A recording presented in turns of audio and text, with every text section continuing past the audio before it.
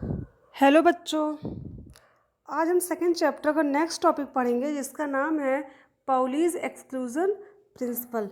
ये प्रिंसिपल जो है पाउली के नाम पर ही बना है। इनका नाम जो था, इस पाउलीज जो है एक साइंटिस्ट थे जिन्होंने ये प्रिंसिपल दिया था। ठीक है, इन्होंने बताया क्या था इसमें, इन्होंने कहा था no two electrons in an atom can have same values for all the four quantum number.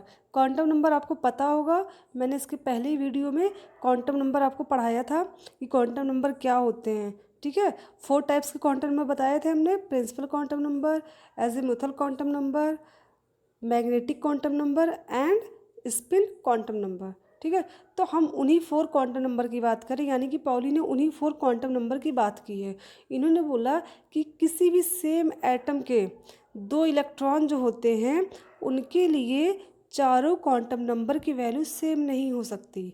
चारों क्वांटम नंबर का मतलब क्या है, जो हमने 4 टाइप के क्वांटम नंबर पढ़े थे। ये प्रिंसिपल क्वांटम नंबर है, ये एजीमुथल क्वांटम नंबर है, ये क्या है मैग्नेटिक, और ये स्पिन क्वांटम नंबर है। इन्हीं 4 क्वांटम नंबर की बात की गई है कि किसी भी एटम के जो इलेक्ट्रॉन होते हैं, 2 इलेक्ट्रॉन की वैल्यू जो होती है वो चारों क्वांटम नंबर के लिए सेम नहीं हो सकती। ठीक है, फॉर एग्जांपल हमने क्या लिया, कोई भी एलिमेंट ले लिया, ठीक है, जिसके लिए n की वैल्यू 2 है। तो अगर हमको n की वैल्यू पता है, l की वैल्यू फाइंड करनी, तो उसके लिए फॉर्मूला होता है n-1। तो हमने n यानी कि 2 से 1 माइनस किया तो कितना आया, 1 आया। तो यानी कि l की वैल्यू 1 हो जाएगी। अगर n की वैल्यू 2 है तो l की वैल्यू 1 हो जाएगी। तो m की वैल्यू क्या होगी, प्लस L2 माइनस L होती है, तो क्या होगा plus half, 0 and minus half. And s की वैल्यू पॉजिटिव हाफ या फिर नेगेटिव हाफ हो सकती है। तो ये सपोज कोई भी एटम है, इसमें 2 इलेक्ट्रॉन हैं। फर्स्ट इलेक्ट्रॉन के लिए चारों क्वांटम नंबर की जो वैल्यू होती है वो कितनी होगी, वो ये हो गई। ठीक, और जो सेकंड इलेक्ट्रॉन है उसके लिए चारों क्वांटम नंबर की वैल्यू ये हो गई। अब इसमें क्या है, इसमें जो n की वैल्यू है वो भी सेम है, l की वैल्यू वो भी सेम है, m की वैल्यू जो है वो सेम नहीं होगी। किसी इलेक्ट्रॉन के लिए +1 हो सकती है, किसी के लिए -1 एंड किसी के लिए 0 हो सकती है। और s की वैल्यू भी सेम, किसी के लिए प्लस हाफ होगी और किसी के लिए माइनस हाफ होगी। तो इसमें क्या है, एक सेम ही एटम के 2 इलेक्ट्रॉन के लिए m और s की वैल्यू क्या है, डिफरेंट टाइप की है। ठीक, अब ऐसे दूसरा एग्जांपल देखते हैं। इसमें क्या है, सेकंड एग्जांपल दिया है ये, इसमें n की वैल्यू 1 है। ठीक, तो l की वैल्यू कितनी होगी, n-1 करने पर 0 आएगी। तो l की वैल्यू कितनी होगी, 0। और m की वैल्यू क्या होगी, प्लस L2 माइनस L। यानी कि अगर l की वैल्यू 0 हो तो 0 तो प्लस माइनस में हम चेंज नहीं कर सकते, 0 का मतलब 0 होता है। तो इसके लिए m की वैल्यू 0 ही होगी। और s की वैल्यू क्या होगी, या तो प्लस हाफ होगी या तो माइनस हाफ होगी। प्लस हाफ होती है क्लॉकवाइज इलेक्ट्रॉन के लिए एंड माइनस हाफ होती है एंटी क्लॉकवाइज इलेक्ट्रॉन के लिए।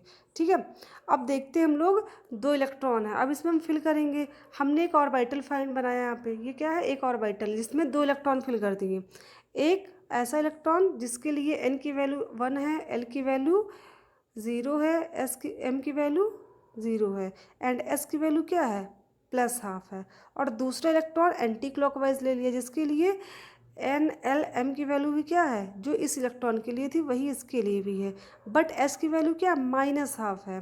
तो इससे ये पता चला कि हमने क्या किया, अब इसमें 2 ही इलेक्ट्रॉन ने फिल किया, अगर तीसरा इलेक्ट्रॉन फिल करना चाहें तो वो पॉसिबल नहीं है। क्यों, क्योंकि पाउली ने यही कहा है कि किसी भी सेम एटम के लिए जिसमें अगर उसके 2 इलेक्ट्रॉन की वैल्यू जो होगी उसकी चारों क्वांटम का जो मतलब वैल्यू होती है वो सेम नहीं होनी चाहिए। अगर हम तीसरा इलेक्ट्रॉन फिल करेंगे तो जाहिर सी बात है इन तीनों की वैल्यू तो सेम हो ही जाएगी, ये तो ऑलरेडी दोनों इलेक्ट्रॉन के लिए सेम है।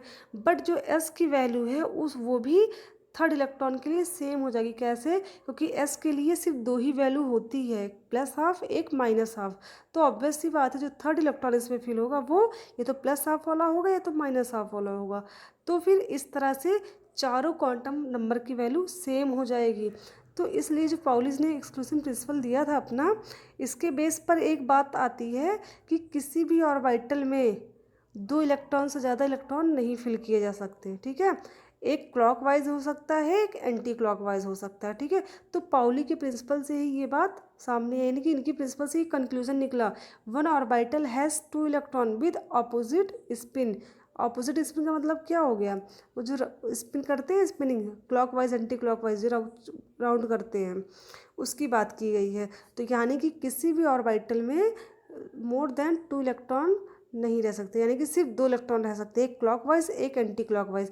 क्योंकि पाउली ने प्रिंसिपल ने यही बोला था कि किसी भी एटम के सेम इलेक्ट्रॉन के लिए सेम एटम के 2 इलेक्ट्रॉन के लिए चारों क्वांटम नंबर की वैल्यू सेम नहीं हो सकती, ठीक है। ये हो गया हमारा पाउलीज प्रिंसिपल। अब नेक्स्ट देखते हैं कि नेक्स्ट टॉपिक क्या है। नेक्स्ट टॉपिक है filling of electron filling of orbital in atom, ठीक है। यानी कि एटम में जो ऑर्बिटल होते हैं उसकी फिलिंग कैसे की जाती है, ठीक है। अब देखिए एटम्स के अंदर जो ऑर्बिटल होती है उनकी फिलिंग कैसे होती है, इसके लिए कई सारे रूल है। तो पहले स्टार्टिंग से देखते हैं इसमें बताया क्या गया है। In the ground state of the atom the orbital are filled in order of their increasing energies. ये बताया गया कि किसी भी एटम के ग्राउंड स्टेट में जो ऑर्बिटल में इलेक्ट्रॉन फिल किए जाते हैं वो कैसे फिल किए जाते हैं, इंक्रीजिंग ऑर्डर में, एनर्जी के इंक्रीजिंग ऑर्डर में। मींस सबसे पहले वो ऑर्बिटल फिल होगा जिसकी एनर्जी कम होगी, देन आफ्टर जिसकी एनर्जी थोड़ी ज़्यादा होगी उससे उसको फिल करेंगे, ठीक है। तो इसके लिए रूल्स क्या होते हैं, फर्स्ट रूल जो है वो क्या है, N+L का रूल, ठीक है। N+L रूल जो होता है बहुत इंपॉर्टेंट है, तो इसको हम समझते हैं क्या होता है। N सबको पता है, N क्या होता है, प्रिंसिपल क्वांटम नंबर है, L क्या है, एजीमुथल क्वांटम नंबर, ठीक है। यहाँ पे N और L की वैल्यू वही है, चेंज नहीं है, ठीक है। तो देखते क्या दिया है इसमें, according to this theory lower the value of N+L for an orbital lower its energy. यानी कि अगर किसी एटम के लिए N+L की वैल्यू कम है तो मीन्स क्या है, उसकी एनर्जी भी कम होगी, ठीक है। यानी कि अगर हमको दो एटम दिए हैं, ठीक है, दोनों के लिए N+L की वैल्यू क्या है, चेंज ही हो, सेम तो हो नहीं सकती, सेम भी हो सकती डिफरेंट भी हो सकती है। बट फर्स्ट पॉइंट का मतलब ये कहा गया जिसके लिए N+L की वैल्यू ज़्यादा होगी उसकी एनर्जी ज़्यादा होगी, एंड जिसके लिए N+L की वैल्यू कम होगी उसकी एनर्जी भी कम होगी। तो हम N+L का रूल लगा करके किसी भी ऑर्बिटल की एनर्जी का पता कर सकते हैं कि कौन से ऑर्बिटल की एनर्जी ज़्यादा होगी और कौन से की कम होगी। और सेकंड पॉइंट दिया है, अगर दोनों ऑर्बिटल के लिए N+L का रूल मतलब N+L की वैल्यू इक्वल यानी कि सेम आ जाए तो फिर कैसे पता करेंगे कि किसकी एनर्जी ज़्यादा है किसकी कम। तो इसमें ये दिया गया, if two different type of orbital have the same value of N+L the orbital with lower value of N has lower energy. Means ये कहा गया अगर डिफरेंट टाइप के ऑर्बिटल हैं, अगर सेम टाइप के ऑर्बिटल हैं तब तो N+L की वैल्यू सेम ही आएगी, एनर्जी भी सेम होगी। बट अगर ऑर्बिटल डिफरेंट टाइप के हैं बट उनके N+L का वैल्यू जो है वो सेम आ रही, तो कैसे पता करेंगे कि कौन सा हायर एनर्जी का ऑर्बिटल है कौन सा लोअर का है। तो उसके लिए सिंपल है, हम क्या देखेंगे, एन के मान देखेंगे, ठीक है। जिसके लिए एन की वैल्यू ज़्यादा होगी उसकी एनर्जी ज़्यादा होगी, जिसके लिए एन की वैल्यू कम होगी उसकी एनर्जी कम होगी। अब चलिए इसको एग्जाम्पल समझ लेते हैं कि जो हमने दोनों पॉइंट पढ़े हैं N+L के रूल के लिए वो एग्जाम्पल के थ्रू समझते हैं, ठीक है। जो फर्स्ट पॉइंट था पहले हम उसको एग्जाम्पल के थ्रू समझते हैं। इसमें देखिए हमने एग्जाम्पल में क्या लिया है, 4F 4D 4S 4P, ठीक। अब इन चारों के लिए हमको N+L की वैल्यू फाइंड करनी है पहले। अगर इन चारों की N+L की वैल्यू फाइंड कर लेंगे तो हमको पता चल जाएगा किसकी एनर्जी ज़्यादा है और किसकी कम है, ठीक है। सबसे पहले ये देखते L की वैल्यू होती क्या है, S के लिए 0 होती है, P के लिए 1, D के लिए 2, F के लिए 3, ये हमेशा यही रहती है, ठीक है। L की वैल्यू S के लिए हमेशा 0 होती है, P के लिए हमेशा 1 होती है, T के लिए हमेशा 2 होती एंड F के लिए हमेशा 3 होती है, कभी चेंज नहीं होगी, ठीक है। ये वैल्यू हमेशा इतनी ही रहती है, तो इसलिए मैंने साइड में इसको लिख लिया है।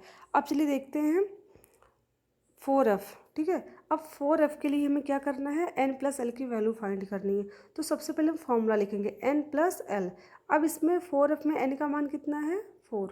हमने बताया था ना N क्या होता है, प्रिंसिपल क्वांटम नंबर, यानी कि जो नंबर ऑफ शेल को डिनोट करता है। तो यहाँ पर N की वैल्यू कितनी है, 4 है, प्लस L लिखेंगे। L की वैल्यू F के लिए कितनी होती है, इस टेबल में कितना दिया है, 3। तो यहाँ पे हमने क्या कर दिया, +3। अब दोनों को ऐड करेंगे कितना आ जाएगा, 7, यानी कि 4f के लिए n प्लस एल की वैल्यू कितनी है? 7 है। इसी तरह 4d का देखते हैं, n की वैल्यू कितनी है? 4, l की वैल्यू d के लिए 2, तो कितना हो जाएगा? 4 + 2 = 6। इसके बाद नेक्स्ट देखते हैं, नेक्स्ट क्या है? 4s। इसके लिए क्या है? 4, n की वैल्यू तो 4 होगी, बट s की वैल्यू कितनी होती है? l की वैल्यू s के लिए 0 होती है। ठीक, तो यहाँ हमने क्या कर दिया? 4 + 0 = 4।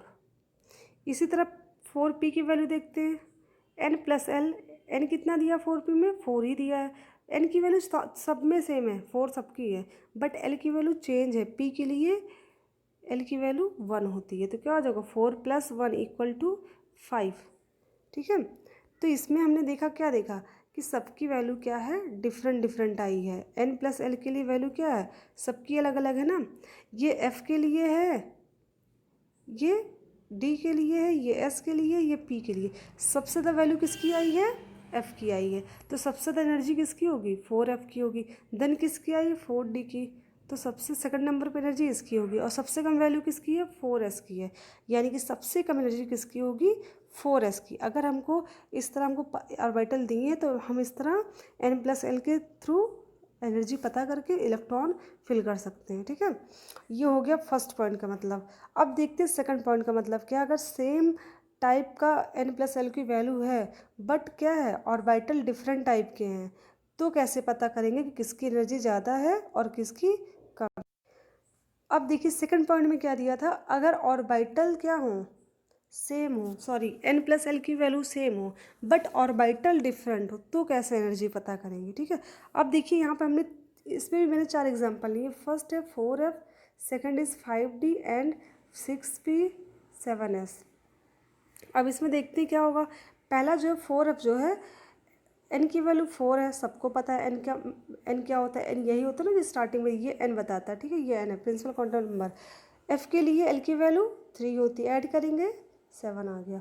5d दी है, n की वैल्यू 5, l की वैल्यू d के लिए कितनी होती? 2 होती है, ऐड किया 7 आ गया। 6p, अब 6p में क्या है? 6p में n की वैल्यू 6 है, p की वैल्यू l के लिए कितनी होती? 1 होती है ना, तो कितना हो जाएगा? 7। ऐसे 7s में क्या है? l की वैल्यू 0 होती है, n की वैल्यू 7 है, तो वैल्यू कितनी आ गई? 7। अब ये देखिए चारों ऑर्बिटल कैसे हैं? डिफरेंट है। ये चारों ऑर्बिटल क्या है? डिफरेंट है कि नहीं? 4f, 5d, 6p, 7s, चारों ऑर्बिटल डिफरेंट हैं, बट इन चारों के लिए जो वैल्यू आई है n + l की, किसकी वैल्यू? n + l की वैल्यू जो आई है, जो n + l की वैल्यू है इन चारों के लिए क्या है? वो इक्वल है। तो अब हम कैसे पता करेंगे कौन सी लोअर एनर्जी का ऑर्बिटल है, कौन सी हायर एनर्जी का ऑर्बिटल है? तो उसमें क्या बताया गया था, जिसके लिए n की वैल्यू ज़्यादा होगी। n की वैल्यू किसकी ज़्यादा है? n की वैल्यू है 7 की ज़्यादा। 7 है ना इसमें, फिर इसकी है, फिर इसकी, फिर इसकी है, तो सबसे ज़्यादा एनर्जी किसकी होगी? 7s की होगी, फिर 6p की होगी, फिर 5p की, और सबसे कम एनर्जी किसकी होगी? 6f की होगी। आई थिंक सबको समझ में आ गया होगा n + l रूल क्या होता है। अब दूसरा टाइप है इलेक्ट्रॉन को फिल करने का ऑर्बिटल्स में, इसका नाम है अबाउ प्रिंसिपल। ठीक है, अब ये अबाउ प्रिंसिपल, अभी तक हमने जितने भी थ्योरीज पढ़ी हैं उसमें क्या देखते हैं कि मोस्टली साइंटिस्ट के नाम पे वो प्रिंसिपल होता है, बट ये जो अबाउ प्रिंसिपल है, अबाउ कोई साइंटिस्ट नहीं थे। ठीक है, ये बात ध्यान में रखिएगा। ये एक जर्मन वर्ड है जिसका मीनिंग क्या होती है? Building up. ठीक है, ये जर्मन वर्ड है जिसकी मीनिंग क्या होती है? Building up. ठीक है, इसका मतलब क्या होता है? इसका मतलब होता है filling up of orbital with electrons. इस थ्योरी में, इस प्रिंसिपल में बताया क्या गया है, in the ground state of the atoms the orbital are filled in the order of their increasing energies. ये बताया गया इस प्रिंसिपल में कि किसी भी एटम में उसके ऑर्बिटल में अगर इलेक्ट्रॉन फिल करना है हमको, तो कैसे फिल करेंगे? Lower energy to higher energy level में। ठीक है, यानी कि इलेक्ट्रॉन को लोअर एनर्जी से हायर एनर्जी की तरफ फिल किया जाता है। ठीक है, तो सबसे कम एनर्जी किसकी होती है? फर्स्ट एस की होती है। तो हमने इलेक्ट्रॉन किसमें फिल किया? फर्स्ट एस में, फिर सेकंड एस में, फिर थर्ड एस में, फिर फोर्थ ऐसे ऐसे मतलब जिसकी एनर्जी जैसे जैसे इंक्रीज होती जाती है इलेक्ट्रॉन वैसे वैसे ऑर्बिटल में फिल किए जाते हैं।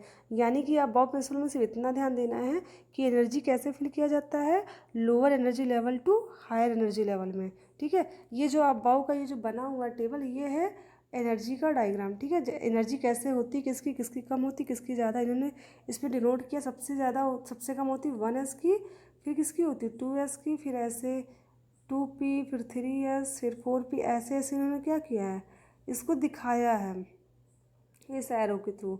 और सबसे सबसे ज़्यादा किसकी होती है 7p की होती है एनर्जी, सबसे कम होती है 1s की। ठीक है, तो ये इलेक्ट्रॉन कैसे फिल किए जाएंगे, लोअर टू हायर की तरफ। ठीक, ये होता है फिल करने का तरीका। तो अबाव के प्रिंसिपल में सिर्फ यही बताया गया है कि electron lower to higher energy level में फिल किए जाते हैं। ठीक है, अब नेक्स्ट रीडिंग क्या है, नेक्स्ट है हंस रूल। ठीक है, हंस रूल में क्या बताया गया, हंस जो एक साइंटिस्ट थे इन्होंने ये बताया था कि अब हम बात करेंगे सबसेल की। ठीक है, अब सबसेल में कैसे इलेक्ट्रॉन फिल होते हैं, इन्होंने इलेक्ट्रॉन की पेयरिंग के बारे में बताया। इलेक्ट्रॉन की पेयरिंग बहुत इंपॉर्टेंट है। ठीक है, अब देखिए कैसे बताया इन्होंने, electrons in a subshell are paired only when all the orbitals of a subshell is half filled with parallel spin.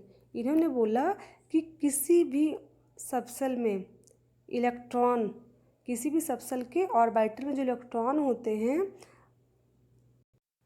वो पेयर्ड तभी होंगे जब वो ऑर्बिटल क्या हो, हाफ फील्डेड हो जाए। ठीक है, अब ये देखिए समझते हैं कैसे हाफ फील्डेड। जैसे हमने बात की पी ऑर्बिटल की, सबको पता है पी जो होता है सबसेल उसमें 3 ऑर्बिटल होते हैं, 3 होते हैं ना, ये देखिए इसमें 3 है। तो इसमें अगर हमको इलेक्ट्रॉन फिल कर रहा है तो कैसे फिल करेंगे, इसको अगर हमको 3 इलेक्ट्रॉन दिया है, ठीक है, कोई 3 इलेक्ट्रॉन दिया, 3p3 दिया है, तो हम तीनों इलेक्ट्रॉन कैसे फिल करेंगे, ऐसे लाइन से, पहले एक इलेक्ट्रॉन इसमें, फिर एक इसमें, फिर एक इसमें। ठीक है, हम इसको पेयर्ड करके, यानी कि इसको इस तरह नहीं फिल कर सकते कि एक ऐसे फिल किया फिर एक एंटी क्लॉकवाइज फिर एक क्लॉकवाइज, इस तरह नहीं फिल कर सकते। ठीक है, हुंड ने यही बताया था कि जो इलेक्ट्रॉन्स होते हैं तब तक पेयर्ड नहीं होंगे जब तक कि उसका जो ऑर्बिटल है वो हाफ फील्ड ना हो जाए। यानी कि जो इलेक्ट्रॉन्स होते हैं वो हमेशा कोशिश करते हैं कि वो क्या रहें, अनपेयर्ड रहें, वो पेयर्ड होने की कोशिश नहीं करते। ठीक है, जब वो अनपेयर्ड होते तो वो ज़्यादा स्टेबल होते हैं, इसी वजह से।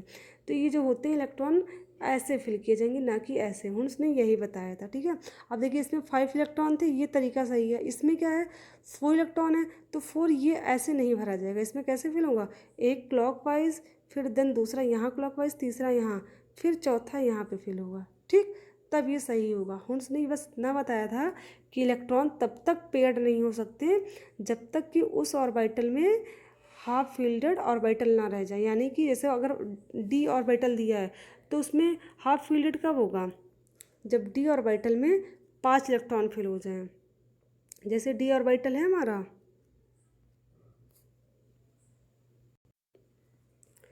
जैसे ही क्या डी ऑर्बिटल, इसमें क्या है कितने ऑर्बिटल, 1 2 3 4 5, 5 है ना, 1 2 3 4 5, 5 है। पाँचों में इलेक्ट्रॉन कितने, 1 1 सिंगल हमने फिल कर दिया। तो कैसे हमने फिल किया, पाँचों क्या, पाँचों अनपेयर्ड है, यानी कि जो पाँचों इलेक्ट्रॉन है ये क्या करेंगे, ये हमेशा खुद को अनपेयर्ड रखना चाहते हैं, हम इसको ऐसे फिल करेंगे। हुंस ने यही बताया था, ना कि हम इसको ऐसे फिल करेंगे। अब देखिए डी ऑर्बिटल है, इसमें कितने इलेक्ट्रॉन है, इसमें 2 2 4 2 6 6 7, 7 इलेक्ट्रॉन थे, हमने क्या किया, इसको पेयर्ड करके फिल किया है। पहले क्या किया, 2 फिल कर दी, फिर 2 फिर 2 फिर 1। ठीक है, तो ये गलत तरीका है, ऐसे नहीं फिल होगा। इलेक्ट्रॉन पहले कैसे फिल होंगे, हुंस ने बताया पहले इलेक्ट्रॉन सिंगल सिंगल फिल किए जाएंगे। यानी कि पहले इलेक्ट्रॉन खुद को क्या चाहता है, वो अनपेयर्ड ही रहे। पेयर्ड कब होगा, जब वो हाफ फील्डेड हो जाए। ठीक है, यानी कि जब पहले सीधे सीधे इलेक्ट्रॉन फिल हो जाएं, पूरे कम्प्लीटली ऐसे फिल्ड हो जाएं, तब क्या करेंगे उसको हम, तब उसको हम एंटी क्लॉकवाइज फिल करेंगे। ठीक है, ये हो गया हुंस रूल। तो आई थिंक सबको समझ में आ गया होगा हुंस रूल क्या होता है, पाउली प्रिंसिपल, अबाव प्रिंसिपल। ठीक है, तो क्लास, थैंक यू।